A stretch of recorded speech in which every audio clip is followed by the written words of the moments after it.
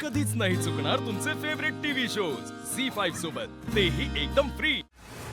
गोळ्या झाडल्या गेल्या, त्यानंतर काय झालं हे कळेपर्यंत ना ती व्यक्तीच पळून गेली। कोणी दिसेनासच झालं। कोणी केलं, का केलं, काय सांगता येत नाही। वसू का त्यात सांगण्यासारखं काय? हे 100% शार्दूलचंच काम आहे। मलाही असंच वाटतं वसू, नाहीतरी त्यांनी धमकी दिलीच होती ना आकाशला संपवायची। त्याला वाटलं असेल ना एकदा आकाशरावांना संपवलं की आपल्याला बनीचा ताबा सहज घेता येईल म्हणून। माझी तर आता खात्रीच पटत चालली, ठाकूरांच्या घरात पुन्हा शिरण्यासाठी शार्दूल कुठल्याही थराला जाऊ शकतो। होय, बरोबर बोलते तू। पण आई, काय माहिती, मला अजूनही असं वाटतं की काहीतरी गडबड। म्हणजे तुला आठवतंय का, जेव्हा बनी किडनॅप झाला होता हे कळलं तर त्यालाही धक्काच बसला होता। काही नाही ग वसू, ही सगळी त्याची नाटकं होती, बाकी काही नाही। हं? वाईट फक्त एकाच गोष्टीचं वाटतंय वसू, की आपल्या समोर एवढा मोठा गुन्हा घडल्यावर सुद्धा आपण पोलिसांसमोर काही सिद्ध करू शकणार नाही आहोत।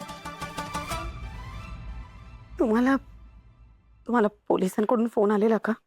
नाही, पण शहर सोडून जायचं नाही अशी ताकीद दिली आहे मला। राहून राहून भीती वाटते का? पोलीस कधी येतील आणि आम्हाला अटक करतील? नाही, असं काही नाही होणार। आता आकाशराव लवकरच शुद्धीवर येते। ते शुद्धीवर आले ना की तेच पोलिसांना सांगतील की या हल्ल्यात तुमचा काही हातच नाहीये। आणि समजा त्यांनी आमच्यावरच संशय घेतला तर? मला नाही वाटत बाबा असं काही होत। ते खूप चांगले आहेत आणि तुम्हाला माहिती आहे ते तुमचा खूप आदर करतात। हो असू, पण हे सगळं खोटं उघड होणे आधीची गोष्ट आहे। आणि बाबा ते जाऊ दे ग, अशी ना आशा हळूहळू संपत चालली आहे। आता समजा अटक झाली ना तर ते आपली कर्माची फळ आहेत असं समजायचं, बाकी काही नाही। अजिबात नाही। मला असं वाटतं का की मी तुम्हाला अटक होऊ दे? कधीच नाही। फक्त तो गोळ्यात झाडणारा माणूस सापडला पाहिजे, मग सगळं सोपं होईल।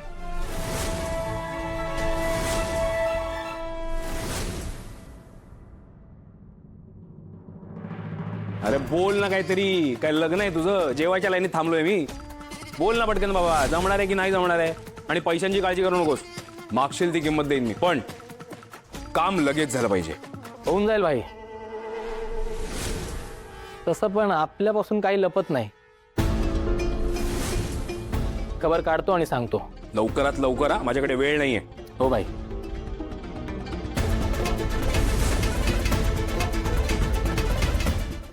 झी5 ॲप डाउनलोड करा आणि पहा सर्व एपिसोड्स एकदम फ्री।